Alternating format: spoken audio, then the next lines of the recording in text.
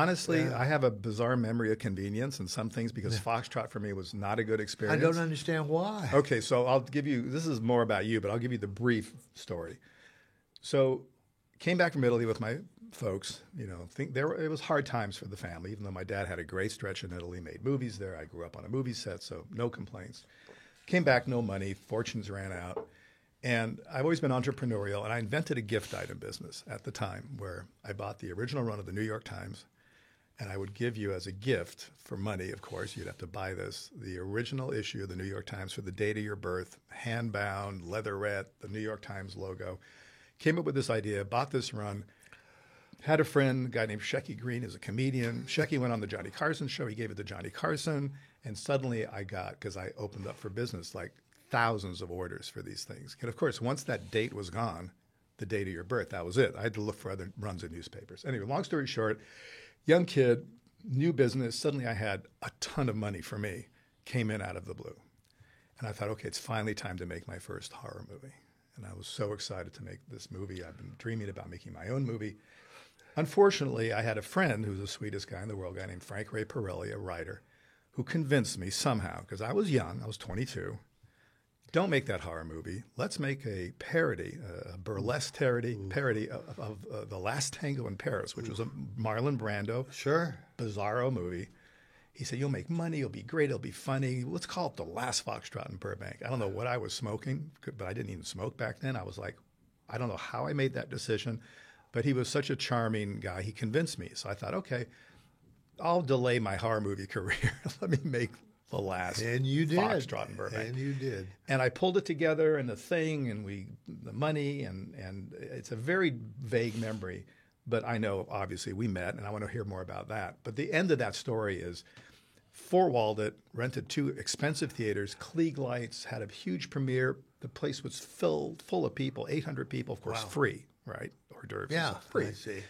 And I thought, oh my God, even if 50 or 100 show up at every screening, you do a calculation, $5, $3 ticket, I'm going to make money, I'll recover, and this, that, and the other. Anyway, the next screening after the premiere, and I could tell the movie kind of sucked at that point. I knew I made a really bad movie.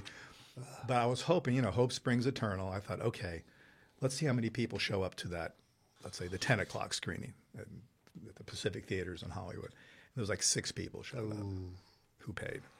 Ooh. So I knew this was a disaster, and I called my friend who was at the Westwood Theater because we had 2, because of course you needed 2 to accommodate the crowds that never showed up. And I said, how many? He goes, 4. So I went home. There's a funny appendage to this story. So I went home. I was super, super depressed, thinking, okay, my career's over. Got to go back to Rome. There's no way I can recover. I spent all my money. I owed money. Total nightmare. But I had a friend of mine at the Hollywood Theater because I was advised that Pacific Theater is going to cheat you, so you should have a guy with a clicker so that that the huge amount of audience that would come in, he would click so that if he said, oh, at the 8 o'clock screening there were 37 people, but Pacific Theaters reported 28, you said, well, that's not true. Yeah. So my friend, who was a super pothead, calls me. It calls me. There's no cell phones. Ring. I think, oh, Jesus. He goes, I got the best news ever. I go, what? His name is Steve Stefano. I go, Steve, what? What? He goes, oh, my God, you won't believe it. I go, what? How many people? I said, how many people are there? He goes, there's 5. I said, what's the news? He said, well, John Lennon's here and Yoko Ono. They're 2 of the 5 people. It was like, oh, fuck yeah, buddy, No. Yeah, yes. This well, you played a part in this movie, didn't you? You were a priest? I did play a priest. Anyway, so that's my Foxtrot story, except I was so embarrassed when I finally started making my real movies. I buried it. I never talked about it. I took it off my resume. My first my first official movie was Mansion of the Doomed. I called that number 1.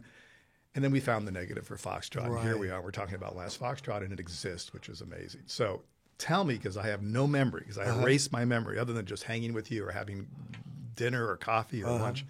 How did you come into this fold? How did that happen? A friend of mine said, well, they're looking for an editor. And I just sort of said, well, okay, here I am. And you hired me. And you put me in an editing room. Really? And off I went. And, oh, yeah. And your DP at the time. Now, this was the first shoot. It wasn't the second. You had 2 shoots. Okay. He decided he's going to direct the cutting. Yes, he was. Oh, yes, he was. So God. he showed up in the editing room. I just ignored him. I Good kept for you. working. And he finally went away. But So somehow we connected through a friend, I guess. yeah, And you're in an editing room editing this yeah. ridiculous movie. Now, what did you think? You must have thought this thing sucks. I mean, you must have thought that because, come on. Well, seriously. Come on, John. it was pretty. The jokes they had this girl saying were pretty corny. Oh Lord, Yes. Lord God, Terrible. but it's kind of old burlesque type Well, jokes. Frankie, the writer, Yeah, the yeah. sweetest man who passed away recently at the age of 92, he was Lenny Bruce's partner. He Yeah. did burlesque, Chicago. He was such a funny guy, but the humor was very antiquated, and it did not work in this sort of format. And I'm trying to think of what was good about it. nothing. I I can't don't think know. of a I thing. haven't seen the movie since then. Nor have I. But you need to strike a print. Oh, no. What happened? Well, okay, so I don't want to talk too much. You're the dudes. But, okay, so Larry Karaszewski, wonderful writer, wonderful friend, he calls me one day. He says, hey, I found a 35 millimeter trailer of Last Foxtrot in Burbank. Can I clean it up and go on Trailers from Hell and talk about this relic from the past? I go, oh, okay. And I told him that I kind of kept it on the DL. It's not even on my resume. My first movie was Mansion of the Dune. I said, fine. So he cleans it up because it was in bad shape, looked pretty good, and he did a really nice intro. And I watched it. It was kind of a little bit of a memory, like, okay.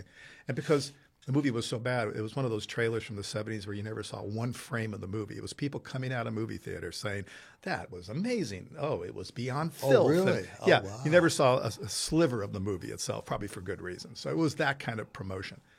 Anyway, what happened was somehow, because of Larry's, people following him and Twitter and this, that, and the other, the fellow who runs the UCLA Film Archives calls Larry or emails him and says, we have the negative of that movie. Someone brought that movie in 1973, the negative with some other negatives, because back then a lot of these small labs were going out of business, and they were throwing stuff away if no one claimed it. And I threw everything away. I threw the prints away because I wanted nothing to do with this fucking movie.